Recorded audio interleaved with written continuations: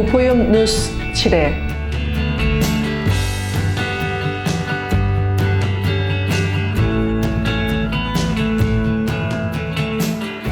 안녕하세요. 북구도시재생 현장지원센터 사무국장 신미영 신마담입니다. 첫 번째 소식은 구포 역세권 상권 활성화 및 상생 발전을 위한 제1차 건물 소유주 간담회입니다. 지난 5월 29일 오후 5시 구포 역세권 상권 활성화 및 상생 발전을 위한 제1차 건물 소유주 간담회가 열렸는데요. 22명의 건물 소유주들이 구포위험 도시재생 사업이 어떤 내용으로 진행되는지 궁금함을 가지고 참석하셨어요. 그리고 시종일관 진지한 태도를 보여 뜨거운 관심을 느낄 수 있었어요. 먼저 구포위험 사업을 수행하는 행정과 현장지원센터 인력들이 인사를 드렸고요. 이어 참석한 건물 소유주들이 자기소개와 간담회에 거는 기대감을 말씀하셨는데요.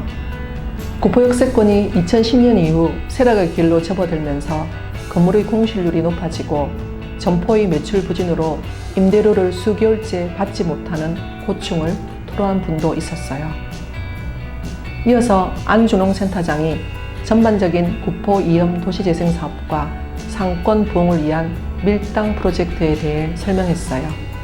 참석자들은 특히 밀당 프로젝트와 10월 초에 개최 예정인 부산 국제 수제맥주 마스터즈 챌린지 대회에 대해 큰 관심을 보였어요. 이번 1차 간담회는 향후 진행될 밀당 프로젝트의 하나인 창업 점포 입점에 대한 건물주들의 참여 의사를 확인하고 상권 활성화를 위한 상생 협약을 위해 기획되었는데요. 1차 건물 소유주 간담회에 참석한 건물주 22명 중 19명이 밀당 프로젝트에 참여하겠다고 했어요.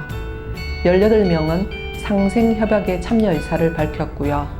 그리고 20명이 2차 간담회에 동참 의지를 표명했습니다. 제2차 건물 소유주 간담회는 밀당 소위원회에서 창업 점포 지원과 운영에 관한 가이드라인이 어느 정도 확정된 후 개최될 계획입니다. 두 번째 소식입니다. 지난 4월 24일에 개강한 구포위험 도시재생대학이 오는 19일 스튜디오별 과제 발표와 수료식을 앞두고 대구 중구로 배움여행을 다녀왔어요. 지난 6월 5일 오전 9시 구포 역세권 주민과 상인 등 30명은 구포 만세길 가로 정비, 전선 지중화 사업, 구포역 광장 활성화에 대한 아이디어를 얻고자 대구 중구 건대로로 향했어요. 대구 중구에서 첫 일정은 대구 사회적 경제지원센터 상상마당에서 김광석 거리 조성 과정에 대한 생생한 이야기를 듣는 것이었어요. 김광석 거리를 만드는 모든 과정에 참여한 이창원 인디공업상 대표는 이렇게 말했어요. 상징적인 아이템을 가공해서 스토리텔링하는 것이 기획자의 역할입니다. 가수 김광석은 김광석 거리가 접하고 있는 방천시장과는 큰 인연은 없어요. 다만 가수 김광석이 주는 이미지, 소주 한 잔을 마주하고 앉은 서민의 쓸쓸함을 벽화에 담았는데 그것이 방문자들의 마음을 사로잡았고 SNS를 통해 퍼져나간 거지요. 지금은 주변의 주택가에까지 카페들이 생겨나는 변화를 일으켰어요. 사실 이렇게 될 줄은 누구도 몰랐습니다. 이어서 양령시장 한의학박물관에서 사단법인 양령시 보존위원회 양대석 대표이사로부터 전선 지중화 사업으로 보기 좋고 걷기 좋은 거리로 거듭난 과정에 대해 들었는데요. 양대석 대표이사는 결과는 이렇게 아름다운데 과정은 아름답지만은 않았다며 점포주들이 적극적으로 협조하지 않으면 공사 기간이 길어져 불만이 더욱 커진다며 주민 협조를 강조했습니다.